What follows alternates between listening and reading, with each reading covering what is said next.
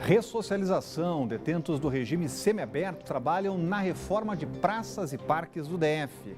Descaso. Moradores reclamam do abandono da Praça do Relógio em Taguatinga. Massacre em Suzano. A escola reabriu as portas hoje para os alunos. Eles estão recebendo apoio psicológico. E no quadro Consulte o Doutor de hoje, vamos falar sobre a endometriose, que afeta mais de 6,5 milhões de brasileiras. Olá, eu sou Rodrigo Orengo e começa agora o Band Cidade, primeira edição.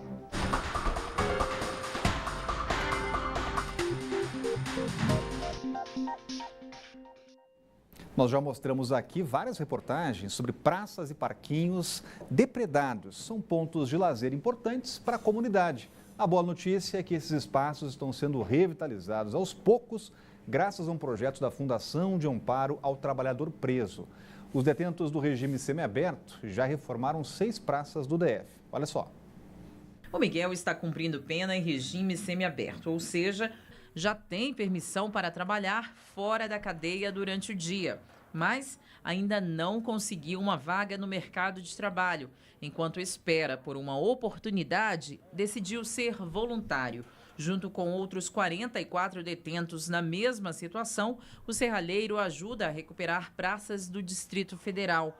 Cada um deles recebe um dia de remissão na pena a cada 3 dias trabalhados. Só que Miguel garante que o benefício vai além. Eu, como de experiência própria, estou passando por isso e sei o valor que é, né, a gente ter essa oportunidade de trabalho e continuar fazendo o que fazia antes, ou quem não tinha uma profissão, né, ter a oportunidade de aprender algo novo. A diretora executiva da FUNAP diz que do total de 16.500 presidiários no DF, 1.250 trabalham formalmente, 600 aguardam uma oportunidade no mercado e 90 trabalham voluntariamente. Com a reforma nas praças, como essa na Ceilândia, os detentos têm chances de adquirir novas habilidades em serralheria, pintura e alvenaria. Ele ganha realmente assim, valorizando o patrimônio público, mostrando que ele é capaz de se ingressar no mercado de trabalho formal. Existe assim uma visibilidade maior junto ao empresariado e inclusive aos órgãos públicos que também são agentes contratadores. Então, dessa forma que eles são beneficiados. A praça foi reformada em 10 dias pelos 45 reeducandos. Na semana que vem, será a vez de São Sebastião receber esse mesmo tipo de trabalho. Além de deixar o local em perfeito estado de conservação, a ação voluntária ainda ajuda na ressocialização dos detentos. O administrador de Ceilândia diz que fez um levantamento e pelo menos 20 praças estão em estado crítico na região. Dessas, 6 já foram reformadas graças às parcerias com a FUNAP e a iniciativa privada, além do uso de recursos da administração. Nós sabemos que uma praça mal conservada ou mal acabada acaba atraindo todo tipo de marginais, traficantes, usuários de droga, assaltantes, estupradores, o que acaba afastando a população de bem. Então a nossa meta é revitalizar essas praças no sentido de elas serem ocupadas pelas pessoas de bem, especialmente crianças e adolescentes, a fim de brincar nos parquinhos ou praticar alguma atividade esportiva, até mesmo porque isso é uma questão de segurança pública. Morador do Setoró há mais de 40 anos, seu Antônio valoriza o trabalho de revitalização das praças. Isso é bom para a comunidade, para todos, para novos e velhos, esporte, né, para todos aí, esse campo é para todo mundo, essa amarelinha é para todos. E a gente estamos juntos aí, não é só para a garotada, a gente também, madurão, também está nessa aí pelo melhor. O esporte é vida, é saúde. A gente vai falar sobre esse projeto com o Cláudio Humberto, que já está com a gente por aqui. Muito boa tarde, Cláudio. Boa tarde. Tem muita mão de obra no Brasil que pode ser usada para isso, né?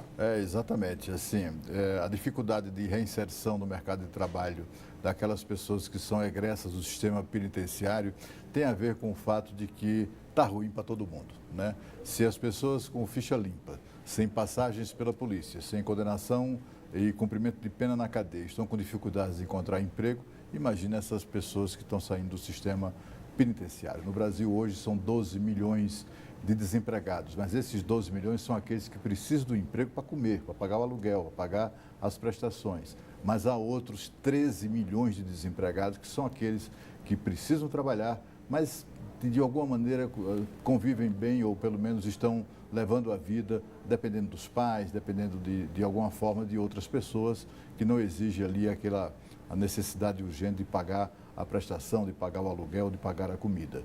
Portanto, são 25 milhões de brasileiros que não passaram pela cadeia e não conseguem emprego. Por isso, é muito importante assim, um esforço como esse, até generoso, né, de treinar pessoas, trabalhadores que cometeram um erro, mas merecem uma oportunidade na vida. E a gente espera que isso faça muito sucesso doravante. Agora, falando ainda de manutenção de espaços públicos, a Praça do Relógio é um dos cartões postais mais famosos de Taguatinga. Nela havia uma fonte inaugurada há 9 anos. Por um tempo, ela era iluminada, jorrava água em sincronia com músicas que tocavam por lá. Hoje a situação é bem diferente. O antigo ponto turístico virou uma estrutura desativada que sofre com a ação do tempo. O Lucas está ali, com o olhar perdido no que era para ser uma fonte luminosa, cheia de água. Mas o que ele encontrou aqui foram possíveis criadouros do mosquito da dengue. A cara do menino não escondeu o descontentamento com o que ele viu. O avô também esperava encontrar algo bem mais bonito. Já percebeu, já sentiu, entendeu? Pensou que ele estava com como é que eu posso falar?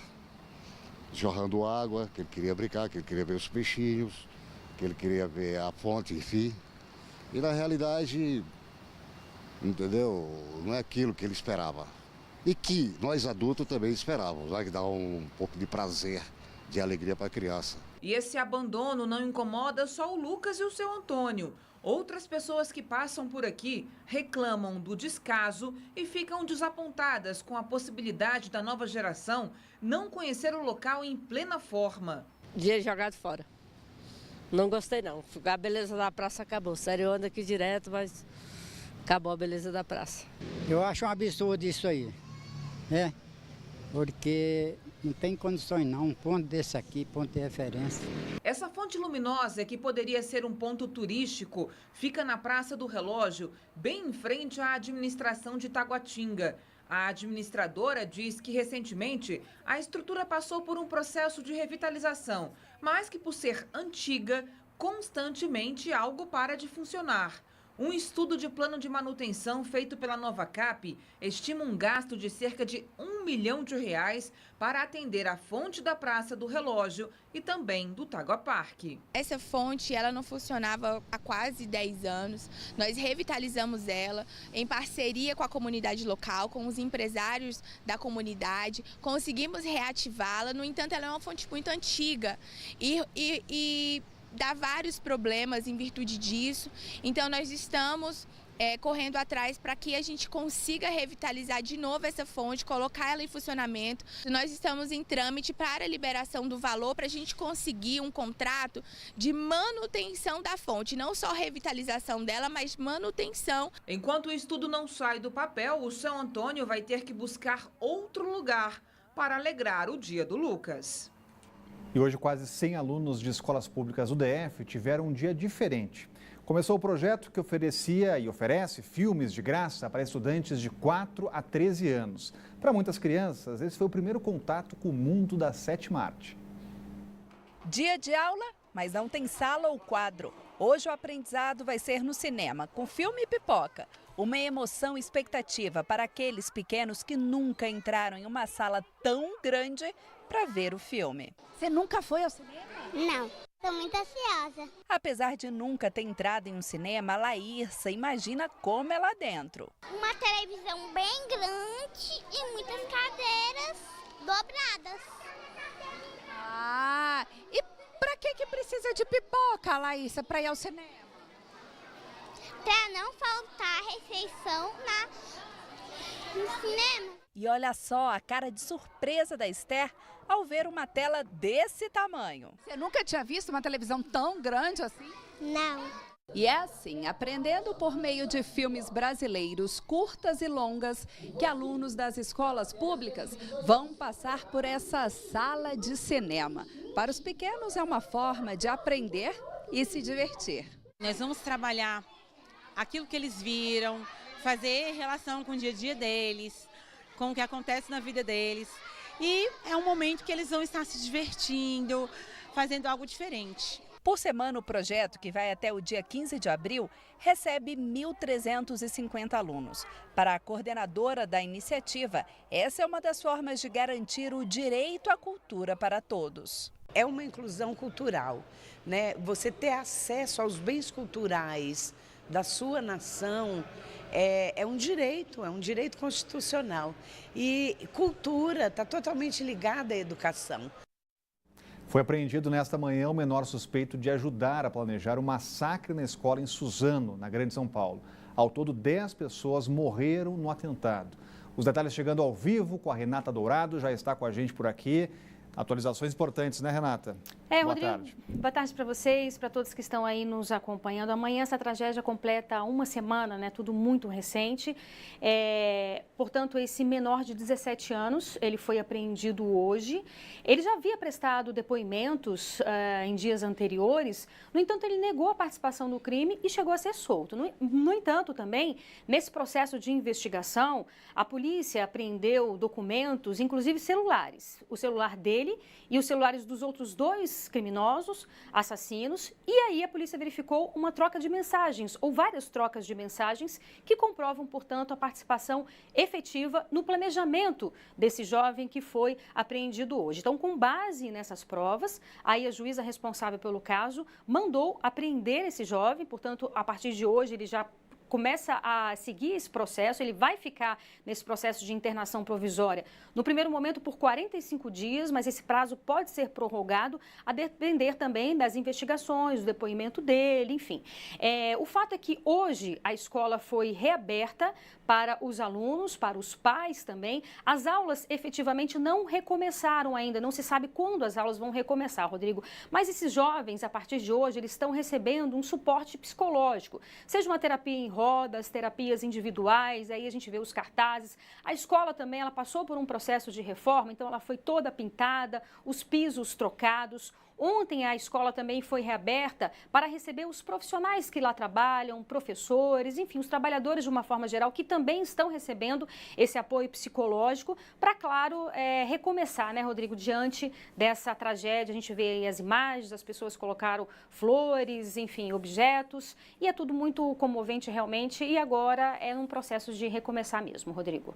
Obrigado, Renata. Continua acompanhando. Cláudio Humberto, você tem citado aqui que tem uma tipificação específica para esse tipo de crime. Exatamente. Há uma lei antiterrorismo que foi proposta pelo governo Dilma, aprovada no Congresso e que está em vigor desde 2016. E claramente tipifica o que aconteceu em Suzano como crime de terrorismo. Mas os brasileiros em geral, e particularmente a nossa imprensa, tem muita dificuldade de chamar isso pelo nome, de chamar o que aconteceu em Suzano, naquela escola, como um ato de terrorismo. Por que é que a gente noticia aqui que o que aconteceu lá na Nova Zelândia foi ato de terrorismo? Porque as agências de notícias internacionais tratam isso como terrorismo. E a imprensa brasileira reproduz o que as agências internacionais informam ou mandam. Mas só que não se comporta do mesmo modo aqui no Brasil. E não é só a imprensa, as autoridades também. Elas recuperaram o juízo e apreenderam nem podemos dizer que o bandido foi preso, aliás, não podemos nem sequer chamá-lo de bandido, porque é de menor. Ele está há 2 meses de completar 18 anos de idade. Prestou depoimento dias atrás na polícia e a justiça mandou soltar sem demora para que ele vá para casa, porque ele é de menor. É um terrorista que participou da elaboração de todo o planejamento do que aconteceu lá, toda aquela chacina, aquele massacre que aconteceu na escola na cidade de Suzano, em São Paulo. Apesar disso, ele era mantido livre, leve e solto.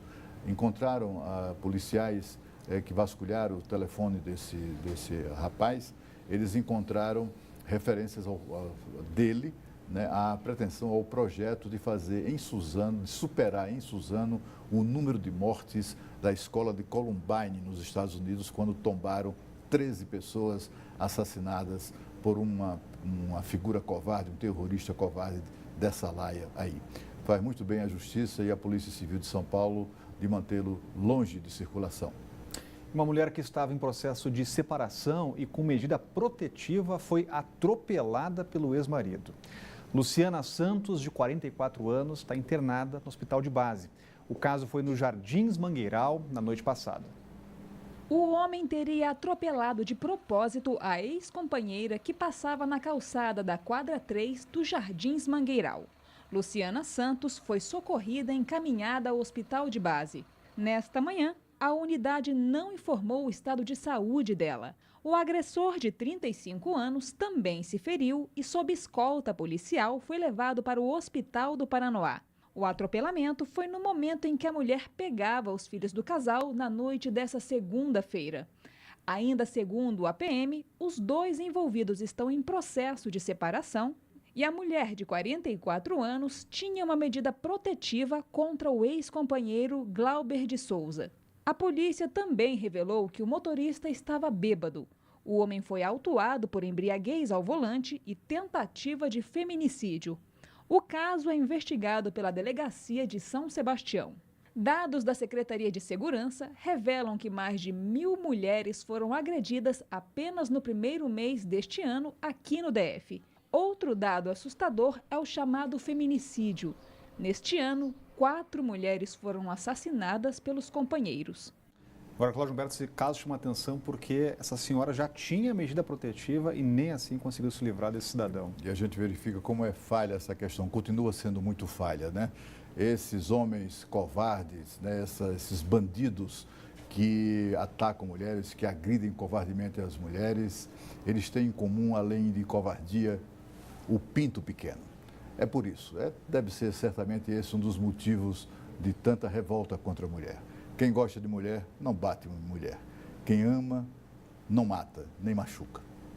Olha, a Polícia Civil cumpriu nesta manhã 11 mandados de prisão e 22 de busca e apreensão, inclusive no Superior Tribunal de Justiça. O alvo foi uma organização criminosa que comprava produtos pela internet. O prejuízo estimado é de quase 12 milhões de reais. A chamada Operação E-Commerce desarticulou um grupo criminoso especializado em estelionato, receptação, lavagem de dinheiro, crime eletrônico e organização criminosa. Hoje, um grupo de agentes passou a manhã em uma casa que fica na área central de Brasília. Os suspeitos foram detidos também em São Sebastião, no Guará, Recanto das Emas e em Goiânia. A Polícia Civil divulgou ainda que a organização causou um prejuízo de mais de 12 milhões de reais, clonando dados de cartões de crédito e fraudando boletos bancários para fazer grandes compras de eletrônicos e produtos importados pela internet. Um computador foi apreendido com o servidor no Superior Tribunal de Justiça. O STJ confirmou a apreensão, mas disse que aguarda a conclusão das investigações para tomar, se for o caso, medidas administrativas contra o servidor. E a seguir uma entrevista aqui no estúdio sobre a endometriose. O Band Cidade volta daqui a pouco.